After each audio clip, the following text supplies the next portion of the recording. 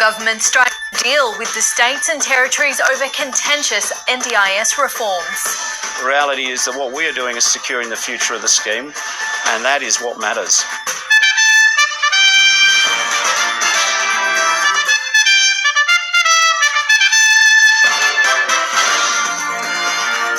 US state Democrats formally pledged their allegiance to Kamala Harris on day 2 of the convention. A man found dead after multiple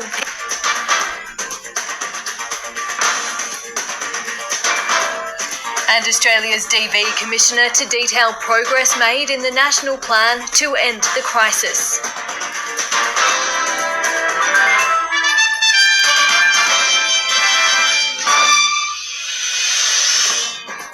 Hello and welcome to ABC News. I'm Alicia Barry. Starting with our breaking news, states and territories have agreed to support an overhaul of the NDIS, clearing the way for federal government to reduce growth by $14 billion over the next 4 years.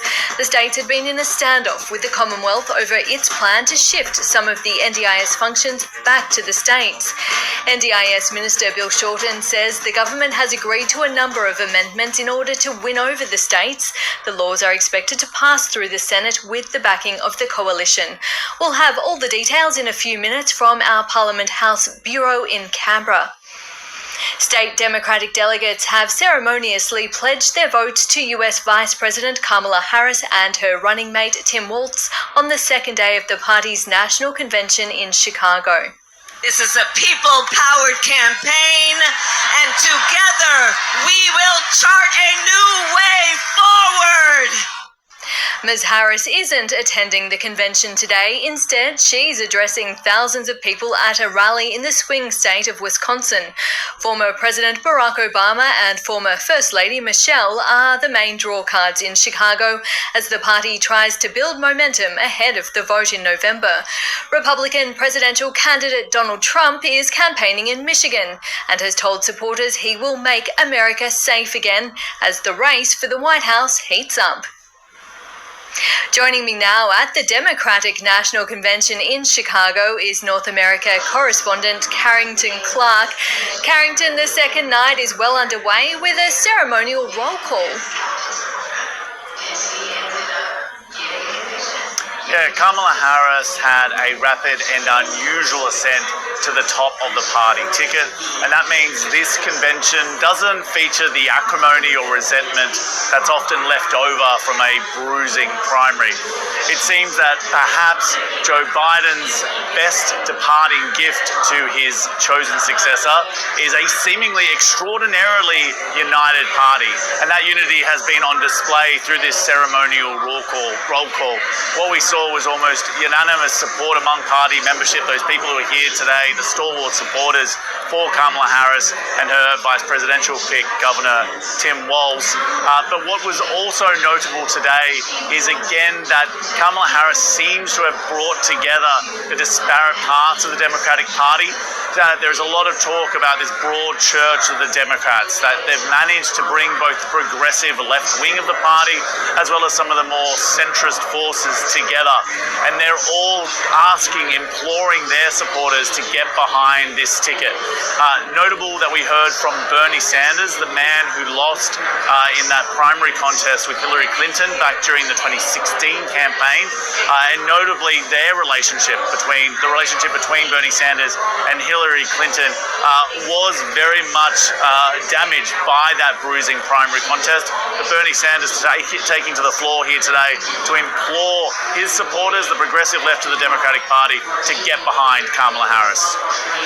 I say all of this not to relive that difficult moment, but to make one simple point. When the political will is there, government can effectively deliver for the people of our country.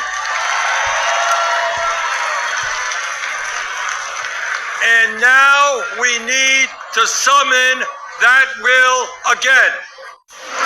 And the headline act tonight is a party luminary.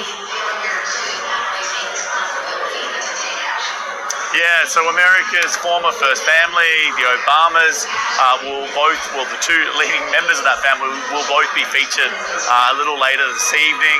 Michelle Obama, the former First Lady, will speak first. She's a major rock star among Democrats, particularly here in Chicago, and she'll be followed by her husband, the former two-time President of the United States, Barack Obama. We're expecting he'll try to utilize the full range of his vaunted oratory skills to ensure that he gives the full-throated endorsement of Kamala Harris that she wants, and that will hopefully help her out in her own campaign. Carrington Clark, thanks so much. Returning to our top story now, and states and territories have agreed to support the federal government's overhaul of the NDIS. It clears the way for the federal government to introduce changes to the scheme with the aim of reducing growth by $14 billion over the next 4 years. Political reporter Isabel Rowe joins us now from Parliament House in Canberra. Isabel, we've just heard from the NDIS Minister Bill Shorten. Take us through what he said. Yes, so he has basically said that the deal has been done between the government, the federal government and the states to allow the government over its plan to shift some of the NDIS functions back to the state. So the NDIS Minister Bill Shorten spoke a short time ago. He says there's been agreement with the states allowing the government to pass some changes to the legislation which it wants to do to make the NDIS function better. Those are changes such as providing clarity about what constitutes an NDIS support, allowing people to have longer timeframes on their plans, and allowing the NDIA, which is the agency who runs it, to be able to take over someone's account if they believe that there has been fraud. Now, all of this is because the government says that the NDIS is expanding too rapidly. It wants to save $14 billion over 4 years. This is a little bit of what Bill Shorten had to say earlier. The legislation will improve the participant experience. We want to make sure that participants know what they can use their NDIS money on and what they can't. We want to make sure that participants aren't being gamed by some providers or some disability intermediaries to get automatic top-ups. They're encouraged to spend their money prematurely. We're also in this legislation improving some of what we can do about waste. The Greens say that this bill needs some more debate, but the coalition has already agreed to support it, and that vote will go ahead in the Senate, or expected to, tomorrow afternoon. And the government is also introducing laws this week to crack down on bad behaviour among MPs and staff at Parliament House. What sparked this change? Well, this is something that's been worked on for some years in response to a report that was done by the former Sex Discrimination Commissioner, Kate Jenkins. Now, she was reporting in the wake of allegations from Brittany Higgins, the former Liberal staffer who claimed that she was raped in Parliament House in 2021. And that report spoke to MPs and staffers who were very concerned about issues of gender inequality and sexism in Parliament House, of bullying and harassment, and claims of sexual harassment as well. So there has been some changes that the government has made to the process of discipline, essentially, for MPs and staffers, because one of the issues has been that MPs essentially run their own office. They're not employed by anyone, and so it's been difficult to put any consequences in place for people who are found to have behaved badly. So the government has announced today will put into law the Independent Parliamentary Standards Commission that will set a workplace code of conduct, and it will also act as a regulator. So MPs, for example, an MP who had a complaint against them would have to go before a commissioner, and that commissioner would then decide whether or not to progress that complaint. And the sorts of sanctions that are available are things like docking 5% pay, even being able to vote in the House to suspend a member of Parliament from the parliamentary process. So those laws, again, need to be agreed to by the coalition, but they are the proposals that Labor is putting forward. Isabel Rowe, thank you. A man has been found dead following multiple shootings in Western Sydney. Reporter Charlie Mills joins me in the studio now. Charlie, what do we know so far? Well, what we now know is these shootings all involved the same man who police say had come from Victoria to New South Wales in order to track down his partner. So police were first called to a home on Antwerp Street in Auburn just before 10 p.m. last night, where they were responding to reports of a domestic violence incident. There, they say he was trying to gain entry to the home where his partner was reportedly seeking refuge after their separation. She was also there with 4 other people in the house. So while there, he attempted to fire a gun at a man in his 70s. The gun misfired then. He then took aim at a woman also in her 70s. The gun did fire at that stage, but fortunately no one was injured. He then fled the scene before police could arrive. He attempted to carjack 2 vehicles in the Auburn area. The first involving a woman. She was able to speed away and contact police safely. The second was a man in his mid-50s who was sitting in the car with his 15-year-old daughter. He fired at the car, the bullet going through the driver's side window and hitting the man in his right shoulder and face. The man, police and emergency services were called to that location, which is on Mona Street in Auburn. That was at about 10:10 p.m. last night. So that 55-year-old man, he was taken to hospital where he remains in a serious but stable condition.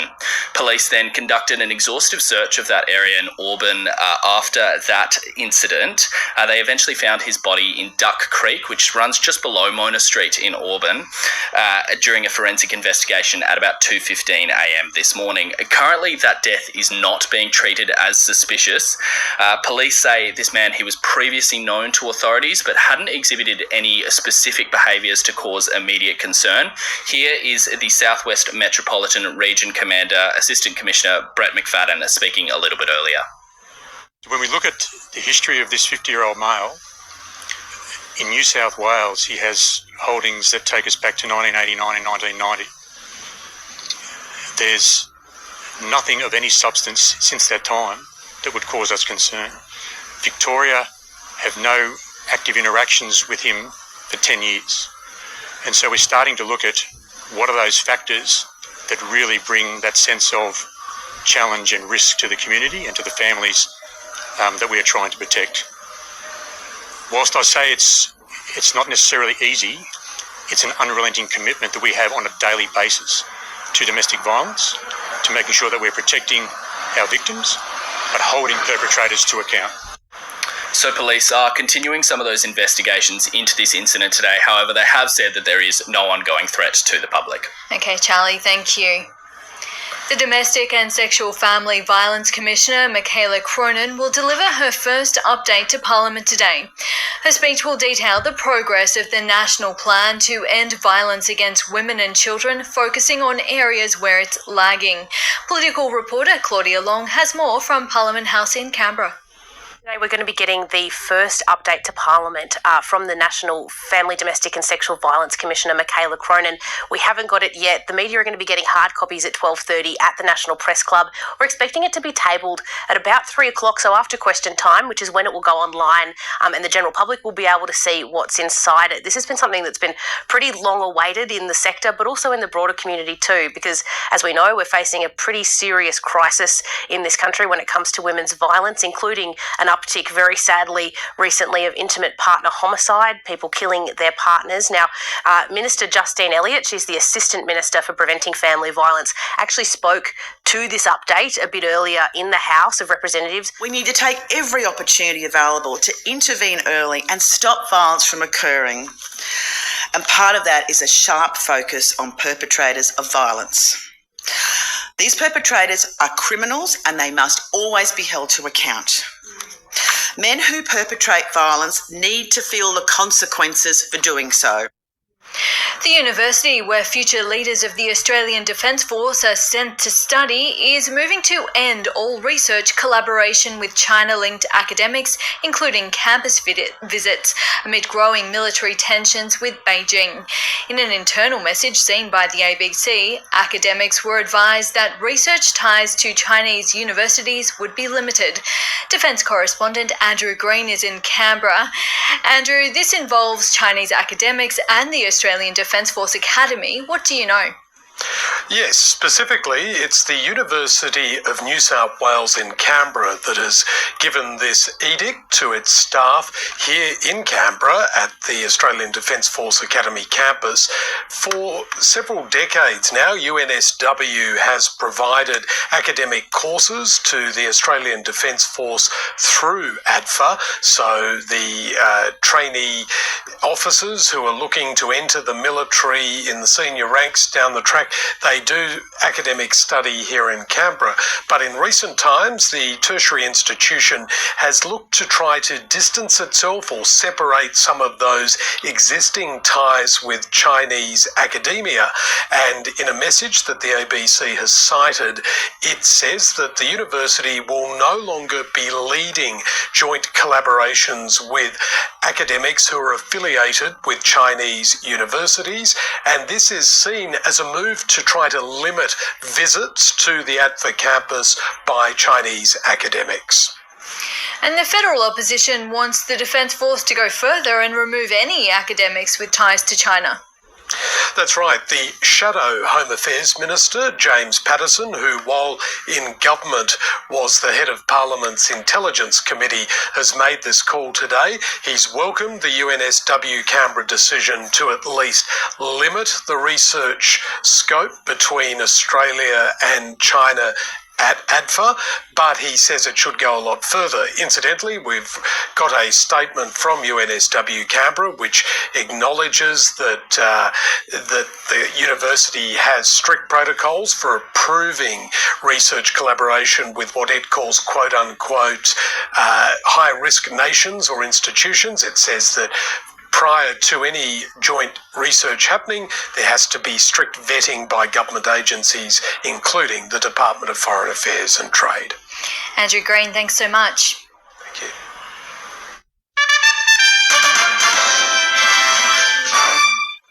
The US Secretary of State has departed the Middle East without significant progress on a ceasefire agreement between Israel and Hamas. Antony Blinken and mediators from Egypt and Qatar had pinned their hopes on a US bridging proposal aimed at narrowing gaps between the two sides. Meanwhile, the Israeli Prime Minister has met with families of fallen soldiers and hostages in Gaza who are opposed to a ceasefire deal. The IDF has also released video which purportedly shows an operation to recover bodies of 6 hostages taken in the October 7 attacks on Israel. It's thought more than 100 hostages taken by Palestinian militants remain in the besieged enclave. In Gaza City, Palestinian health authorities say at least 10 people have been killed in an Israeli airstrike on a school housing displaced people. Divers off the coast of Sicily are struggling to reach the cabins of a British yacht which sank during a storm. 15 people escaped before the luxury vessel capsized, and the body of a person who died was quickly recovered, but 6 people are still unaccounted for. Europe correspondent Mazoe Ford reports from London. The search off Porticello in Sicily resumed at first light and has been going all day. Boats have been scouring the surface of the water, helicopters have been overhead, and specialist divers have been called in to go beneath. And it has been particularly challenging for those divers. This luxury yacht is intact, but that means accessing it is very difficult, and there are objects in the way, so those divers have been able to make it in as far as the lounge, but not as far as the cabins. The other challenge is depth. The luxury yacht is sitting 50 metres below the surface on the sea floor. That means divers are allowed to be under the water for 12 minutes. 1 minute to go down, 10 minutes below, searching through the yacht, and then another minute to return to the surface. The Bayesian went down in bad weather on Monday just before dawn. Witnesses reported seeing a water spout surrounding this yacht. They say that there were 22 people on board, 15 survived, including a 1-year-old child who was held above the water by her mother, who also survived. The Italian Coast Guard says a positive outcome is difficult to imagine at this time, and the search has been focusing on 6 people: UK tech entrepreneur Mike Lynch and his 18-year-old daughter Hannah, Morgan Stanley International Chairman Jonathan Bloomer and his wife Judy, lawyer Chris Morvillo and his wife Neda Morvillo, Now, prosecutors in Italy have already begun their investigation into what went wrong. They'll certainly be looking at the weather, they'll be speaking to the captain and witnesses in the area who have told local media that this vessel went down in a matter of minutes. And that has baffled naval experts who've been commenting in the UK media today. They say a vessel such as this really was designed to have stayed afloat for several hours. This investigation is likely to take months. Protesters in India have stormed a railway station after the alleged sexual abuse of two 4-year-old girls at a school outside Mumbai.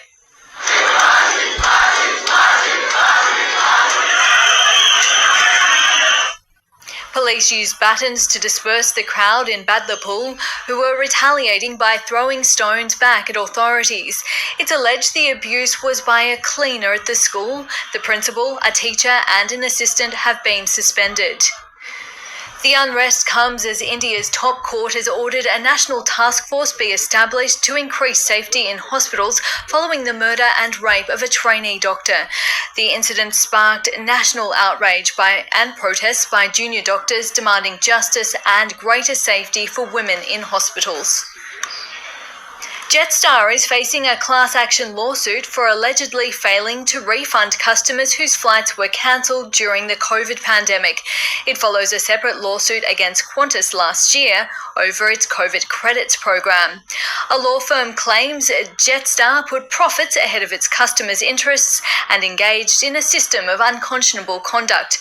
A Jetstar spokesperson has told the ABC the airline will review the claims filed in the class action. Data from tech company ShipIt shows fewer online retailers are offering free delivery as the cost of freight goes up. Business reporter Amelia Terzon dropped by a fulfilment centre for an Aussie retailer to see what sort of pressure it's under. This bra here, which is a size 6D, this is probably going to cost about $8 or $9 to ship, depending on the destination. This bra here, 28N, could be as much as $25 depending where it's going. And do you charge 28N more to ship it to them? Not. No, we're certainly not going to charge anyone any different just based on the size they wear. We smooth that out with a flat rate shipping charge. So you absorb the cost of... We do, yeah. I think our challenge is to look at innovative packaging and different carriers to try and work to get that cost down. So when online shopping first took off, lots of retailers got us hooked on it by offering up free shipping. Now it is entrenched and some retailers are now making us pay a lot more for shipping, or they're upping the amount that you have to spend to get something delivered to you for free. We charge $8.99. For... flat rate, or as free shipping if you spend over $99. Have you considered raising the $99 free shipping threshold? Absolutely, yeah. It's something that is certainly on our agenda, and I think we might have to do soonish. Whether that goes to 120 or 130, hard to say, but we'd love to hold it at 99 as long as we can. And why can't you just give me free shipping on everything? Oh, look, with Australia Post rising their prices significantly, particularly recently, we don't have the margins to do that. It's a huge challenge. Free returns are also being phased out by fashion retailers like ASOS. Environmental advocates say this might actually be a good thing because free returns have been incentivising us to buy stuff we don't necessarily know we want and then return it, wasting a whole lot of plastic and fuel in the process to do this. What's the weirdest return you've ever had? We've definitely had scissors, light bulbs, pencil cases, bracelets. How? I don't know. What, people accidentally put their scissors in with the bra? Yeah, they obviously get their prepaid label, and I think they just get so flustered with trying to get their return back that they just kind of put random things in there. 6 years ago, retailers were telling us that they get something delivered to us in 2 days' time. Now they're saying more than 5. But actually, delivery times are getting shorter, meaning that businesses are basically under-promising and over-delivering.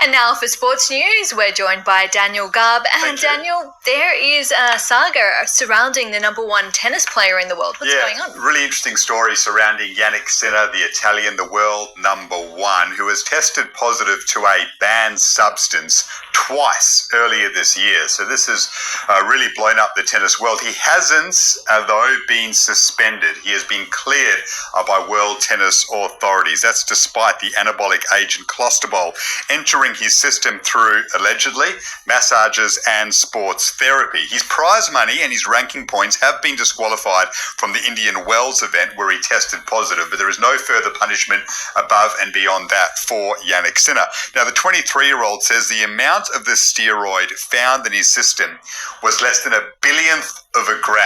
So he says it had absolutely no impact. It was a complete accident. Nick Kyrgios, though, is not happy. He likes to weigh into all of these sorts of sagas, as we know, and he wrote this on X today saying it's ridiculous. Whether it was accidental or planned, you get tested twice with a banned substance, you should be gone for 2 years. Your performance was enhanced. Massage cream, yeah, nice, sarcastically. So Nick Kyrgios, even when he's not playing, not far away from the action. But Yannick Sinner won't face any further punishment other than his ranking points and prize money being stripped from the Indian Wells event. That's despite testing positive to a banned substance twice this year. And that's part of the build-up to the US Open, which gets underway on Monday. Yeah, we can't wait for that from an Aussie point of view, mainly because of the rise of Alexei Poprin in the past fortnight. That win in the Montreal Masters was enormous for him, of course, and while that vision is a little bit delayed, Alexei Poprin was in awesome form in the Montreal Masters, winning that event. Alex de Minaur, who got injured in Wimbledon while he was rising through that tournament and only played the doubles at the Olympics, he will be back as well. He's been seen training at the US Open at Flushing Meadows, wearing all of his Olympic gear, so he's ready to go. And that has our Davis Cup captain in Leighton Hewitt really excited about the Australian prospects, in particular the prospects of Alexei Poprin, who is now up to number 28 in the world. And back on... Oh, it's massive for Alexei. I was with him at the Olympics, and he was a little down on confidence going into the Olympics there, and we tweaked a couple of things in his game and more focus and belief, and I actually thought he played some of his best tennis that I'd seen in a long time at the Olympics on clay. So then he went to Montreal, obviously not with a lot to lose, but he made massive gains, and the confidence that he got from that, he was able to go out there and beat a real quality field to be able to hold up a massive title. And back on home soil, a massive suspension in the AFL. Yeah, Dan Houston has copped a 5-game ban for his hit on Isaac Rankin in the showdown. Port Adelaide, though, have revealed a moment ago they will be appealing this. So a Hail Mary appeal by Port Adelaide, maybe to get it reduced by a game or two in the hope that Dan Houston can feature in the finals. This is a huge blow for Port. They'll be without one of their best players for the AFL finals. Daniel, thank you for the update. It's time now for a look at the weather. Here's Nate Byrne. Most of the country is looking pretty settled at the moment. You can see some cloud through the south. It marks a trough that's moving today into the southeast, bringing a little bit of shower activity with it. For most of us, though, you're sitting underneath this broad belt of high pressure that's keeping things clear. I do want to draw your attention to this low sitting off the WA coast. We're paying attention to that, not so much today, but as we get into tomorrow, certainly. For now, most of the country staying dry, just a bit of wet weather moving into parts of the southeast, in particular up the Alpine peaks. We might get a bit of snow, but most of us, even when you do have showers, it's all going to be relatively isolated. Though for WA, this rain comes in tomorrow. We're going to see a quick burst of wet weather before it slips underneath that high into the southeast. Subsequent fronts will do much the same. It means we will see a bit of wet weather pretty regularly on and off for the south over the week ahead, but WA's southwest will probably see some of the best of the falls. Other than Western Tassie, you're definitely getting the biggest totals through the coming 7 days or so. A decent signal up the ranges as well, but we're not talking huge falls by any means. For tomorrow, it means that it's actually mostly pretty similar to today. We're getting a fine 27 in Brisbane. As Sydney's aiming for 22, it will be a bit cloudy for you. There is a possible shower on for Canberra with a top of 17. 17 in Melbourne too. A couple of showers, but they will be easing. Some falls for Hobart, 16 there. The wet weather's backing off in Adelaide as well, 18 your top. More showers for Perth with a top of 22. And then up north Darwin, we've got a mostly sunny 34. And there's more ABC News on the app and on ABC iView. I'm Alicia Barry. Coming up on ABC News, National Press Club with Domestic, Family and Sexual Violence Commissioner Michaela Cronin. She'll be handing down the first report card on Australia's progress on the national plan to end violence against women and children. And later this afternoon on the ABC News channel, continuing coverage of the Democratic National Convention in Chicago. We will be hearing from former President Barack Obama, his comments and extensive analysis from our Washington bureau after the National Press Club.